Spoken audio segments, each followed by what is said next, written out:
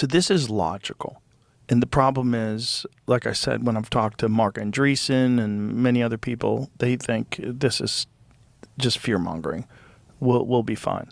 This is worst-case scenario. We'll be fine. It is worst-case scenario, but that's standard in computer science, in cryptography, in complexity, in computability. You're not looking at best case. I'm ready for the best case. Give me utopia. I'm looking at problems which are likely to happen. And it's not just me saying it. We have Nobel Prize winners, Turing Award winners, all saying this is very dangerous, 20-30% p-doom. This is standard in industry. 30% is what surveys of machine learning experts are giving us right now. So what is worst case scenario? Like, how could AI eventually lead to the destruction of the human race? So you can asking me how I would kill everyone. Sure. And it's a great question.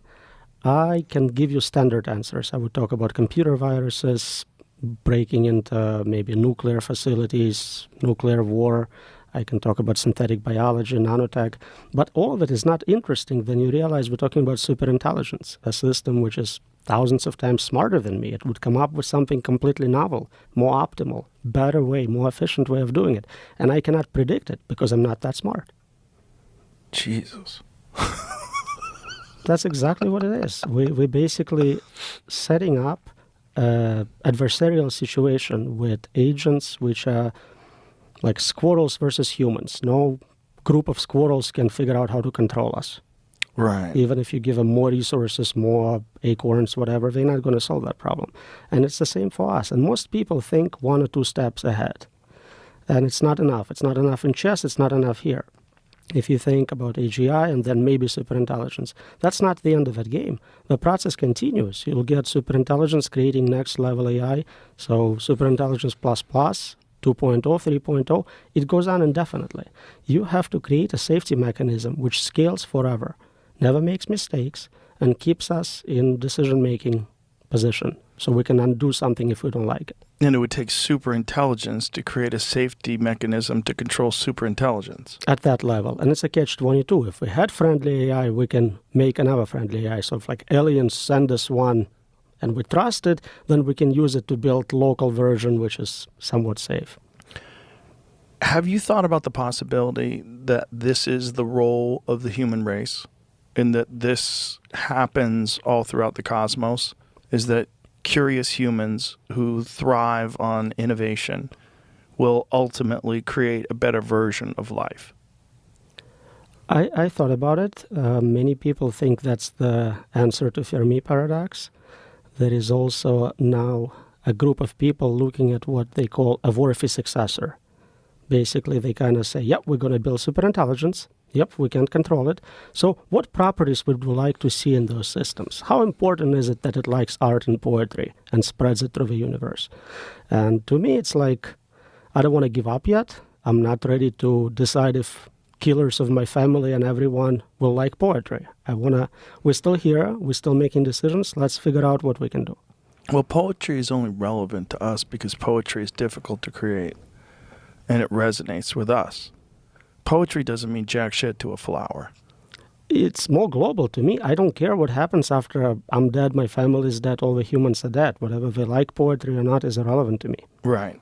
But the point is, like, the things that we put meaning in, it's only us. A supermassive black hole doesn't give a shit about a great song. Yeah. And they talk about some super values, super culture, super things, super intelligence would like, and it's important that they are conscious and experienced all that greatness in the universe.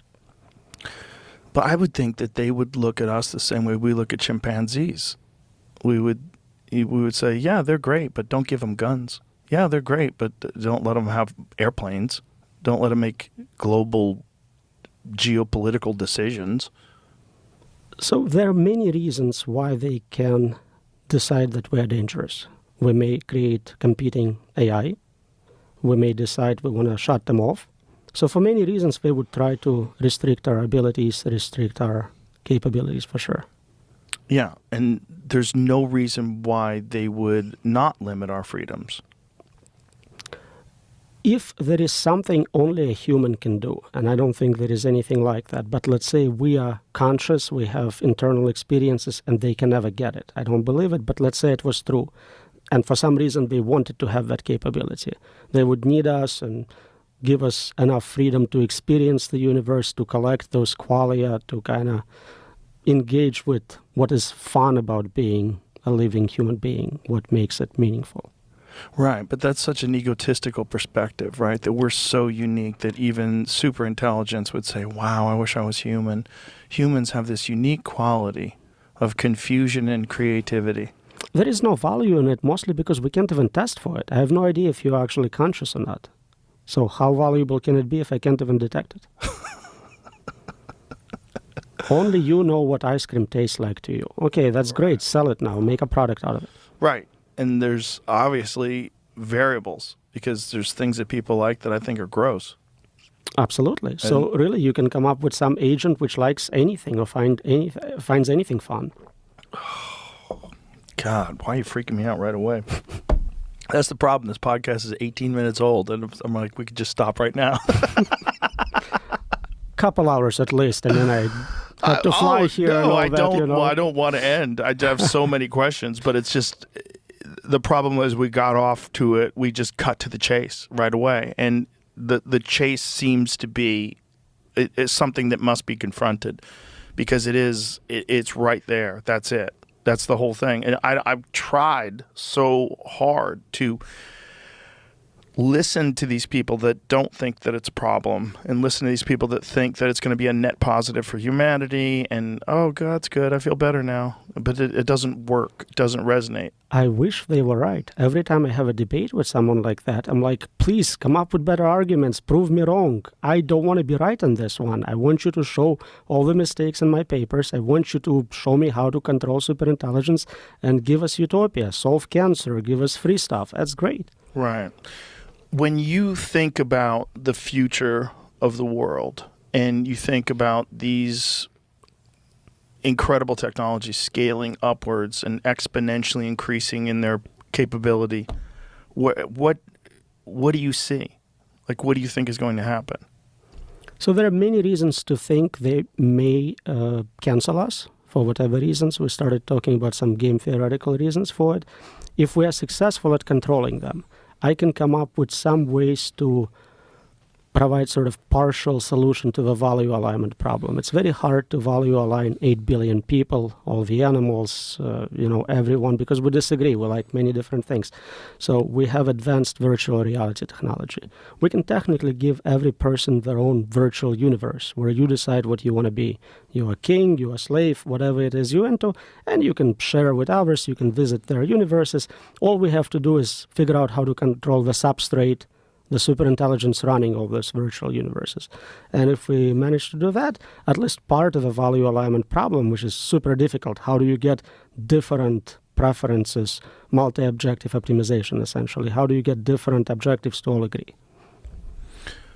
But when you think about how it plays out, when like if you're alone at night and you're worried, what do you see? What do you see happening? So there are multiple levels of risk. Immediate is what we call ikigai risk, I risk. We lose meaning. You lost your job, you're no longer the best interviewer in the world.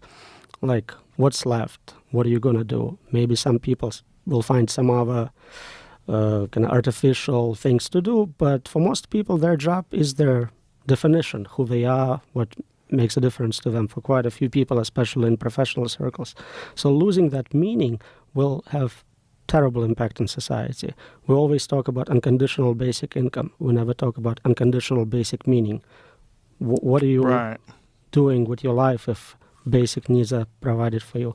Next level is existential risk. The concern is it will kill everyone. But there is also suffering risks. For whatever reason, it's not even killing us. It's keeping us around forever, and we would rather be dead. It's so bad. What do you see when you think of that? It's hard to be specific about what it can do and what specific ways of torture it can come up with and why.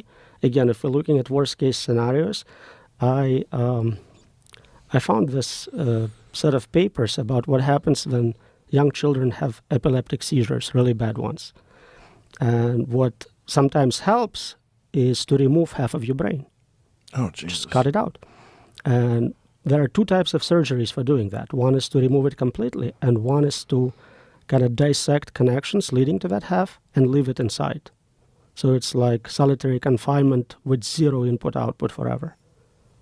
And there are equivalents for digital forms and things like that. And you worry that AI would do that to the human race? It is a possibility. Essentially neuter us. Well, loss of control is a part of it. But you can lose control and be quite happy. You can be like an animal in a very cool zoo, enjoying yourself, engaging in hedonistic pleasures, sex, food, whatever. You're not in control, but you're safe. So those are separate problems. And then there is, for whatever reason, I don't know if it's malevolent payload from some psychopaths. Again, that would assume that they could control AI. I don't think they will. But if they manage to do it, they can really put any type of payload into it. So think about all the doomsday calls, psychopaths, anyone providing their set of goals into the system. But aren't those human characteristics? I mean, those are characteristics that I think, if I had to guess, those exist because in the future there was some sort of a natural selection benefit to being a psychopath in the days of tribal warfare. That if you were the type of person that could sneak into a tribe in the middle of the night and slaughter innocent women and children, your genes would pass on. That there was a benefit to that. Right. So if it's a human providing payload, that's what would show up. If it's AI on its own deciding what's going to happen, I cannot predict. I'm just looking at worst case scenarios. There are also game theoretic reasons where people talk about retrocausality, where if right now... What is that word? Like trying to influence the past. Say it again. Say that. Retrocausality. Retrocausalogy? Causality, causes. Oh, okay. So think about like weird time travel effects. Right now, if you're not helping to create superintelligence, once it comes into existence, it will punish you really hard for it. And the punishment needs to be so bad that you start to help just to avoid that. My thought about it was that it would just completely render us benign. That it wouldn't be fearful of us if we had no control, that it would just sort of let us exist. And it would be the dominant force on the planet. And then it would stop. If human beings have no control over, all of the different things that we have control over now, like international politics, control over communication, if we have none of that anymore and we're reduced to a subsistence lifestyle, then we would be no threat. It is a possibility. I cannot say this will not happen for sure, but look at our relationship with animals where we don't care about them. So ants, if you decide to build a house and there is an ant colony on that property, you genocide them. Right. You take them out, not because you hate ants, but because you just need that real estate. And it could be very similar. I cannot predict what it can do, but if it needs to turn the planet into fuel, raise temperature of a planet, cool it down for servers, whatever it needs to do, it wouldn't be concerned about your well-being. It wouldn't be concerned about any life, right? Because it doesn't need biological life in order to function, as long as it has access to power. And assuming that it is far more intelligent than us, there's abundant power in the universe. There's abundant power. Just the ability to harness solar would be an infinite resource, and it would be completely free of being dependent upon any of the things that we utilize. And again, we're kind of thinking what we would use for power. Right. If it's smarter than us, if it does novel research in physics, it can come up with completely novel ways of harnessing energy, getting energy. So I have no idea what side effects that would have for climate. Right. Why would it care about biological life at all? We don't know how to program it to care about us. And even if we did, if it felt like that was an issue, it felt like if that was a conflicting issue, it would just change its programming. So usually when we start training AI, we train it on human data, and it becomes really good very quickly, becomes superhuman, and then the next level is usually zero knowledge, where it goes, all your human data is biased. Let me figure it out from scratch. I'll do my own experiments. I'll do some self-play. I'll learn how to do it